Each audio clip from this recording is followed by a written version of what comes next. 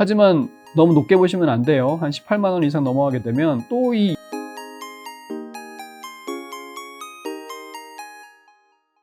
네, 안녕하세요. 애널리스트 박종대입니다.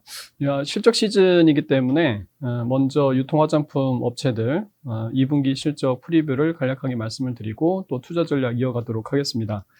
2분기 유통업체들 같은 경우에는 실적 좋아요. 백화점 업체들 20%, 면세점은 50% 이상 성장을 할 것으로 예상을 하고 있습니다. 호텔신라가 실적 모멘텀이 상당히 좋죠. 애초에 250억 정도 영업이익을 예상했는데 450억, 500억까지도 영업이익이 나오지 않을까라고 기대를 해봅니다. 시내면세점 매출이 기본적으로 1분기 대비해서 QOQ로 1분기 대비해서 20% 정도 성장을 하게 되는데 문제는 수익성이죠. 이제 현대하고 신세계도 면세점이 있습니다만은 다 매출은 전분기 대비 20% 성장을 하거든요. 근데 영업이익 측면에서 현대는 6월 달에 신세계는 4월 달에 프로모션 마케팅비를 좀 쓴 게 있습니다. 그러다 보니까 영업이익은 1분기와 유사한 수준 나오게 되는데 호텔신라 같은 경우에는 특별한 그런 프로모션 없이 매출이 증가를 했기 때문에 영업이익률도 1분기 대비해서 높게 나오게 될 것 같고요. 그게 영업이익의 개선으로 나타나게 될 것 같습니다. 그리고 현대백화점 같은 경우에도 애초 450억 정도 영업이익 예상했는데 한 550억, 한 600억까지도 가능하지 않을까라고 생각이 됩니다. 백화점 기존전 성장률은 14% 정도 추정을 하고요. 신세계 같은 경우가 한 20% 초반 나오지 않을까 생각이 되고 롯데쇼핑 같은 경우에는 10% 정도로 추정을 합니다. 현대백화점 같은 경우는 특히 패션 상품 매출 비중이 상대적으로 좀 크기 때문에 지금 1분기하고 2분기하고 백화점의 가장 큰 차이점은 이 패션 상품 매출 비중의 확대거든요. 네, 그래서 이런 고마진 의류 매출이 상승을 하게 되면서 영업이익이 추가적으로 증가할 수 있는 부분들이 생기게 되었던 것 같습니다. 하반기에 면세점 쪽은 현대백화점이 좀 기대를 해볼 만하죠. 상반기는 뭐 크게 부각되는 게 없는데 하반기 들어서는 이제 글로벌 럭셔리 브랜드들 추가적으로 소싱을 하게 됩니다. 이거를 소싱하기 위해서 좀 덩치를 키우기 위해서 6월 달에 프로모션을 확대를 했다라고 볼 수가 있죠. 지금 현대백화점 면세점 같은 경우에는 글로벌 브랜드가 그렇게 다 구비되어 있지가 않거든요. 그래서 화장품 같은 경우에도 SK2라든지 나스 같은 이런 글로벌 브랜드들을 추가적으로 소싱하면서 직객을 유도할 계획입니다. 그리고 신세계 강남점의 폐점도 분명히 뭐 현대백화점한테 조금이라도 반사이익이 있지 않을까라고 생각이 됩니다. 그다음에 신세계 같은 경우에도 영업이익이 한 730억 정도 굉장히 크게 증가를 하게 되죠. 왜냐하면 작년 2분기에 센츄럴시티, 신세계 DF, 그다음에 신세계 인터내셔널 모두 영업 적자를 기록한 적이 있기 때문에 영업이익의 증가폭은 상당히 큽니다. 8월 말에 신세계 대전점 신규 출점하게 되는데 신세계는 항상 랜드마크 형식으로 출점을 하기 때문에 비용이 좀 많이 들어갑니다. 그래서 아마 한 1, 2년 동안은 분기별로 한 150억 정도는 이익 훼손이 나타나지 않을까라고 생각이 됩니다.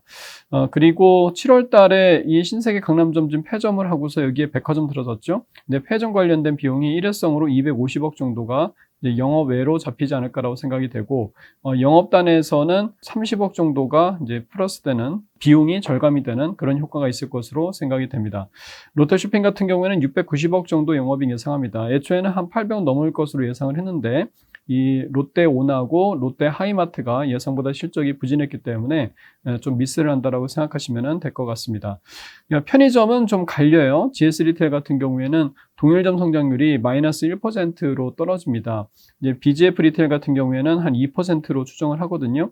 그래서 이렇게 이제 갈리게 되는 이유가 두 가지 이유가 있는데, 일단 GS리테일 같은 경우 분명히 5월 달에 그런 불매 운동의 영향이 좀 있었던 것 같고요. 그리고 두 번째로 작년에 베이스가 BGF 리테일이 조금 더 낮습니다. 왜냐하면 여기 특수입지 매출이 좀 더 비중이 크기 때문에 이 두 가지 이유로 편의점의 두 회사의 실적은 좀 갈린다라고 봅니다. 그래서 GS 리테일 같은 경우에는 한 14% 정도 감익을 할 것 같습니다만은 BGF 리테일 같은 경우에는 한 20% 가까이 증익을 하게 될 것 같습니다. 그리고 현대홈쇼핑, 홈쇼핑 업체들은 그렇게 썩 좋지가 않습니다. 왜냐하면 거래액은 작년 높은 베이스 때문에 증가율이 제한적인데 송출 수수료는 많이 증가를 합니다. 송출 수수료는 작년 실적을 기준으로 해서 계약을 맺는 것이기 때문에 올해 같은 경우에는 매출은 덜 증가하는데 비용은 좀 많이 증가하는 이제 이런 상황이 전개가 되는 거죠. 이마트 실적 괜찮습니다. 영업이익이 한 225억 정도. 이게 규모가 되게 작아요, 2분기가. 왜냐하면 2분기는 이제 재산세 비중이 좀 크기 때문에 특히 이마트는 부동산이 되게 많잖아요. 재산세가 1,000억 이상 나올 수가 있습니다. 그래서 영업이익의 규모는 되게 작습니다만은 영업이익의 증가폭은 상당히 큽니다. 할인점하고 트레이더스가 실적 개선을 견인을 하게 되고요. 오프라인 쪽이 상당히 2분기에 좋았습니다. 특히 할인점 같은 경우에는 전체 시장이 플랫밖에 성장 못하고 있는데 이마트는 8%나 성장을 하게 되면서 시장 점유율이 상승하고 있구나라는 것을 다시 한번 입증을 했고요. 그리고 전문점이나 쓱닷컴 같은 경우에도 수익성 중심으로 전개를 하고 있습니다. 전문점, 노브랜드 한 280개 정도 매장이 있는데 이제 더 이상 늘리지 않고 정상화시키는 데 초점을 두고 있고요. 쓱닷컴 같은 경우에도 탑라인이 14%밖에 나오지 않아서 투자자들이 캐파 부족 아니냐라고 지적을 하고 있습니다만은 걱정을 하고 있습니다만은 회사 측에서는 프로모션을 안 하기 때문에 매출 성장률이 덜 나오는 것이다. 캐파 부족 문제가 아니다라고 말을 하고 있습니다. 그래서 영업 손실의 폭은 1분기 대비해서 2분기에 더 줄어들게 될 것 같습니다. 이베이 코리아 인수가 부담이 되죠. 그래서 요거는 이미 이제 주가에 좀 반영이 돼 있어서 1달락 됐다고 볼 수가 있습니다. 추가적인 주가의 그 하락은 정말 이베이 코리아가 얼마만큼 돈을 쓸 것인가, 그거는 내년에 아마 결정이 되겠죠. 그죠? 아직 인수가 끝난 것도 아니기 때문에. 그래서 7월부터 이제 12월, 올해 하반기 같은 경우에는 이베이 코리아 인수 부담은 이미 이제 1달락이 됐고, 스타벅스 지분 인수, 그 다음에 7월 달에 실적 호조, 이런 것들이 주가의 모멘텀으로 좀 작용하지 않을까라고 생각이 됩니다. 스타벅스 코리아 지분 인수를 하게 되면서 67.5%를 가지게 됐죠. 그래서 이제 대주주가 됐습니다. 대주주가 되면은 연결로 실적이 잡히게 되는데, 연결로 영업이익이 50% 이상 증가를 하게 됩니다. 그래서 상당한 그런 투자 심리 개선을 기대할 수 있지 않을까라고 생각이 되고요. 이게 이제 지분법으로 잡히는 것과 연결로 잡히는 것은 상당히 좀 의미가 좀 다릅니다. 우리가 항상 영업이익 가지고서는 컨퍼런스 콜 할 때도 거의 90% 이상을 영업이익 가지고 얘기를 하죠. 그런 다음에 마지막에 영업외에서 특이사항 없었나요? 막 이러면서 질문합니다. 그래서 이 지분법으로 잡히게 되는 것은 이게 밸류에이션에 그렇게 도움이 되질 않거든요. 근데 그러다 보니까는 지금 스타벅스가 미국에서 25배 정도의 PER을 적용받는데 한국에서는 지금 그냥 단순 PER로 보게 되면은 한 13배, 12배 정도밖에 받지를 못하는 거거든요. 근데 지금 성장률 굉장히 좋잖아요. 영업이익도 굉장히 좋고. 그래서 스타벅스 코리아의 지분이 연결로 들어오게 되면서 이런 제대로 된 밸류에이션을 좀 적용받을 수 있지 않을까라고 생각이 됩니다. 그리고 7월 달도 실적이 상당히 좋죠. 지금 할인점 기존 성장률 7% 이상 아마 나오게 될 것 같고요. 그리고 쓱닷컴 성장률은 지금 델타 변이 확대되면서 온라인 수요가 증가를 했기 때문에 20% 이상 성장을 할 것으로 생각이 됩니다. 그래서 제가 이마트 말씀을 드릴 때 세 가지의 주가의 모멘텀을 기대를 했었습니다. 예전에. 첫 번째는 일단 이베이를 인수하지 않아야 되고, 그리고 스타벅스 코리아 지분을 나머지를 인수를 해야 되고, 그 다음에 이제 3분기 실적 같은 것들이 할인점의 기존점 성장률이 계속 올라와야 되고, 요 세 가지가 된다라고 하게 되면 주가가 굉장히 좋을 것이다라고 했는데, 이베이 코리아를 인수를 했죠. 그래서 이거는 이제 좀 조건을 충족하지 못했습니다만은 지금 두 가지는 충족을 하고 있는 상태입니다. 그래서 이 첫 번째 문제 때문에 주가가 하락을 했으니 요 두 번째, 세 번째 이 플러스 요인 가지고 당분간 주가의 모멘텀은 좀 긍정적이지 않을까. 하지만 너무 높게 보시면 안 돼요. 한 18만 원 이상 넘어가게 되면 또 이 이베이 코리아의 인수 불확실성이 어깨를 계속 누를 수가 있습니다. 그러니까 지금은 단기적인 트레이딩 관점에서 보시는 것이 바람직하다라고 말씀을 드릴 수가 있겠습니다. 이제 이베이 코리아 인수 같은 경우에는 왜 부담이 되느냐라고 하게 되면 이마트의 전반적인 그 온라인 사업의 방향성 자체가 이게 휙 바뀌었다는 겁니다. 이게 휙 바뀌었다. 온라인 유통 시장에서 돈 벌 수 있는 방법은 크게 세 가지로 봅니다. 이제 첫 번째는 이제 공산품을 엄청나게 많이 이제 파는 거거든요. 그래서 지금 쿠팡 같은 경우 500만 개 SKU가 있다고 했잖아요. 그죠? 이게 굉장히 큰 시장이고, 하지만 진입장벽이 엄청나게 낮기 때문에 치열한 경쟁으로 돈을 못 버는 시장입니다. 하지만 여기서 시장 점유율을 높게 가져가게 되면 바잉 파워 개선으로 인해서 GP 마진을 개선시킬 수가 있고, 막대한 트래픽, 이게 중요하죠. 막대한 트래픽을 통해서 이제 추가적인 신규 사업을 굉장히 많이 전개할 수 있습니다. 지금 쿠팡 같은 경우에 이미 OTT라든지 쿠팡 이츠 같은 거 전개를 하고 있잖아요. 이제 그런 신규 사업들을 전개를 할 수 있기 때문에 중장기적인 수익 모델이 가능한 거고, 이걸 추구하는 회사들이 쿠팡, 네이버, UF, 티몬 뭐 이런 회사들입니다. 근데 이런 회사들 가운데 쿠팡하고 네이버가 그나마 좀 가시성이 높아졌다라고 평가를 할 수가 있는 거죠. 근데 두 회사가 조금 색깔은 달라요. 그죠? 쿠팡은 유통을 통해서 이 플랫폼을 꿈꾸는 거고, 네이버는 이미 플랫폼 회사로서 유통해서 뭔가 추가적인 수익을 기대를 하는 거죠. 그래서 방향은 좀 다르다. 아무튼 이런 생리는 똑같다라고 평가를 할 수가 있습니다. 그 다음에 이제 공산품이면서 어떤 특별한 차별적 카테고리로서 경쟁력을 갖는 이제 그런 회사들이 있을 수가 있어요. 그죠? 진입장벽은 좀 높게 세울 수가 있지만 사업 규모는 상당히 작다. 이게 엄청나게 크지, 요거는 뭐 그렇게 크지 않겠죠. 그래서 M&A 같이 혼자 뭐 이렇게 독보적으로 돈 벌기는 좀 어려운 거고, 이걸 필요로 하는 대기업들에게 피인수되면서 수익 모델을 실현하는 이제 그런 회사들이 이 월마트가 인수한 보노보스 신사복 전문몰이에요. 그리고 이마트가 인수한 W컨셉 여성 패션 전문몰이거든요. 뭐 이런 데들이 이제 이런 비즈니스 모델을 갖는 거고, 시장 규모는 되게 작겠죠. 그 다음에 이제 식품, 공산품이 아닌 식품입니다. 이거는 진입 장벽이 상당히 높죠. 별도의 설비 투자들이 많이 필요하기 때문에. 그래서 이거는 시장 점유율을 높게 가져가게 되면 산지 직매입 등을 통해서 GP 마진을 개선시킬 수가 있고, 그래서 자체적인 사업만으로도 영업이익률이 3, 4%, 4, 5% 나타날 수가 있는 사업입니다.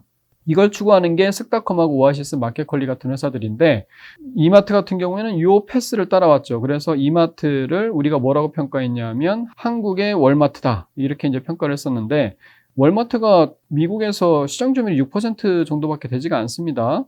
아마존 같은 경우 48%인데, 그러니까 온라인 시장에서는 비교가 안 돼요. 근데 월마트의 주가와 실적이 왜 좋았어요? 이거는 식품이기 때문에 그렇습니다. 식품 온라인 시장에서는 아마존을 누르고 월마트가 1등을 했기 때문에 월마트가 실적과 주가가 되게 좋았던 겁니다. 그러니까 이마트가 한국의 월마트를 꿈꿨다라고 하게 되면 식품 온라인 쪽의 역량을 계속 제고시키는데 경주를 했어야 되는 거죠. 그런데 이베이를 샀단 말이죠. 이거는 뭐냐 하게 되면 이마트가 이렇게 온라인 사업의 방향을 전환시켰다라는 겁니다. 그러면 이제 식품 온라인 시장에서 1등을 하고 영업이익률이 좋아지고 이런 거 별로 중요하지가 않다. 이쪽에서 얼마만큼 성장하는지 중요하지가 않다. 왜냐하면 시장 사이즈 자체가 너무 달라요. 식품이 전체 온라인 시장에 차지하는 건 14% 정도고, 이 14% 시장에서 이마트가 차지하는 시장 점유율은 이걸 14%를 100이라고 했을 때 8%밖에 되지가 않습니다. 그러니까는 매출 규모 자체가 되게 작아요. 그래서 이게 뭐 얼마 성장하든지 간에 이게 중요해진 거죠. 이게 메이저 시장이니까. 그래서 앞으로는 이 공산품 보편적 카테고리 요 시장에서 이마트의 시장 점유율이 얼마냐, 이베이 코리아의 시장 점유율이 얼마냐, 이게 중요해졌다라고 이제 보시면 될 것 같습니다. 그래서 투자 포인트가 완전히 달라졌다. 그러면 이 공산품 온라인 시장에서 MS 상승을 하려면 뭐가 필요하냐라고 할 때 요 세 가지를 우리가 생각을 해볼 수가 있는 거죠. 가격, 상품 MD, 배송, 요 세 가지가 핵심적인 경쟁력이다. 상품 MD는 이거는 이제 큰 의미가 없어요. 왜냐하면 뭐 쿠팡도 500만 개 SKU가 있지만 G마켓도 만만치 않게 많이 가지고 있거든요. G마켓에 없는 거 없단 말이죠. 네, 그렇기 때문에 상품 MD는 경쟁 사항이 아닌 거고, 배송은 좀 차이가 많이 나죠. 쿠팡이 100개의 물류센터를 가지고 있단 말이죠. 근데 지금 이베이 코리아는 한 3개 정도밖에 없습니다. 그러니까 이 배송 인프라는 지금 경쟁력이 굉장히 차이가 나는 거고, 이거를 중장기적으로 이마트가 엄청나게 많은 투자를 해야 되지 않을까라고 생각을 하는 거죠. 근데 이거는 중장기의 문제인 거고, 단기적으로 MS가 상승을 하려면 역시 가격을 다운시키는 수밖에 없다. 그래서 내년 1월부터 내년에 인수가 마무리가 되면 아마 이베이 코리아의 상당한 마케팅비 확대, 프로모션 확대가 예상이 되고, 소비자는 좋은 거죠. 소비자는 좋지만 이마트 같은 경우에는 실적이 상당히 부진할 수가 있다. 이게 뭐 1, 200억 들어가는 게임이 아니에요. 쿠팡이 지금 3천억 영업손실 냈잖아요. 분기에 3천억, 그죠? 일회성 비용 제거하더라도 2천억이란 말이죠. 지금 온라인 유통시장은 쿠팡이 혼자 놀고 있습니다. 혼자 돈 다 쓰고 있고, 혼자 시장 점유율 다 상승시키고 있고. 그래서 이 쿠팡이 혼자 노는 게임을 이마트가 브레이크를 걸 수가 있겠죠. 그죠? 브레이크를 걸 수가 있을 겁니다. 하지만 브레이크만 건다고 해가지고서 이마트의 주가가 가지는 않아요. 시장 점유율이 상승을 해야 됩니다. 그러면 시장 점유율이 예를 들어서 뭐 2천억의 영업 손실을 기록을 했는데 시장 점유율이 1% 상승했다. 이러면 주가 가기 힘들겠죠. 그죠? 예, 쿠팡 같은 경우에 6%포인트가 상승을 했는데, 그죠? 그러니까는, 이것도 아마 투자자들이 서서히 공준을 맞춰가지 않을까. 뭔가 다수결로, 뭐 2천억 썼으면 그래도 뭐 한 3, 4% 정도는 시장점이 올라가야지 주가가 좀 더 긍정적으로 평가될 수 있지 않을까. 뭐 이러한 소의 균형점을 좀 찾지 않을까라고 생각이 됩니다. 이거는 이제 내년에 핵심적인 투자의 포인트가 될 수가 있을 것이다 라고 생각이 됩니다. 그리고 이제 화장품 쪽도 말씀을 드릴게요. 화장품은 2분기 실적은 지금 6.18 행사 때문에 좀 엇갈리는 실적이 나타나게 됐는데